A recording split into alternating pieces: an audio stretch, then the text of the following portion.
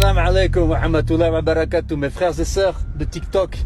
Aujourd'hui, masha'Allah, il fait beau. Ragnar Le Breton condamné à 1 an de prison ferme pour violence sur un père de famille. Le 27 mars dernier, alors qu'il assiste à un match de foot de son fils, Ragnar Le Breton explique s'être appuyé sur une voiture pour regarder la rencontre. À l'intérieur du véhicule se trouvait le père d'un autre enfant avec qui le ton est monté selon le créateur de contenu. Tout de suite, il sort vite, agressif, et il m'attrape le cou comme ça. D'ailleurs, j'avais fait constater chez les policiers qu'ils avaient pris en photo.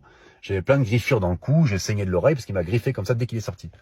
À partir du moment où il m'agresse verbalement, il m'agresse physiquement, c'est l'ouverture du bal. Donc moi, qu'est-ce que je fais? J'envoie quelques pralines forcément pour me défendre, tu vois, c'est de l'autodéfense. L'humoriste raconte alors avoir quitté les lieux pour se rendre directement au commissariat et raconter les faits. Il estime avoir agi en légitime défense et affirme être désolé d'avoir dû recourir à la violence. Ragnar Le Breton ne s'est pas présenté au procès, mais affirme que c'est une erreur d'inattention et qu'il s'est trompé de date. De son côté, le procureur de la République a qualifié les actes de l'influenceur d'une scène d'ultra-violence et un véritable passage à tabac. La victime, elle, a fait l'objet de 40 jours d'interruption totale de travail et le certificat médical fait état de 19 mentions comme des ecchymoses, des douleurs ou entorses. Condamné à 1 an de prison ferme, mais aussi à des dommages et intérêts pour la victime et son fils, Ragnar Le Breton a annoncé faire appel de la décision de justice.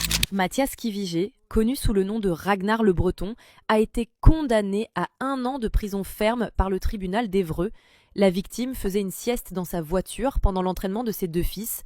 Soudain, il aurait senti sa voiture bouger dans tous les sens et a donc demandé que cela cesse. L'humoriste l'aurait mal pris, a sorti l'homme de sa voiture avant de le frapper violemment. Dans une vidéo postée après le procès, Ragnar Le Breton a présenté ses excuses pour son absence, qu'il attribue à une erreur de date. Il affirme avoir agi en légitime défense, contestant ainsi la version de la victime. Il soutient que l'altercation n'était pas unilatérale et qu'il a réagi à une situation qu'il percevait comme menaçante. Il a annoncé son intention de faire appel de la décision dans les 10 jours suivant la notification du jugement. Salut à tous, je vous fais une petite vidéo, un peu...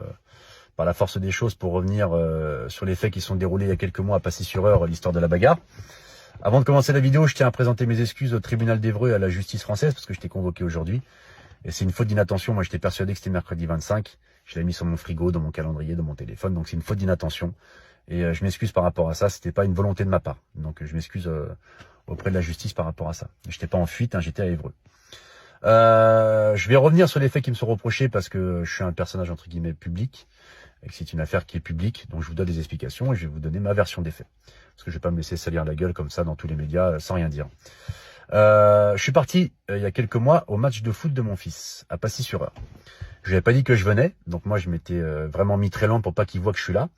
Donc je m'étais mis vraiment très excentré du terrain de foot, je m'étais mis au niveau du parking. Pour vous dire à quel point j'étais loin, même les parents des enfants de ma propre équipe de foot ont pas vu que j'étais là.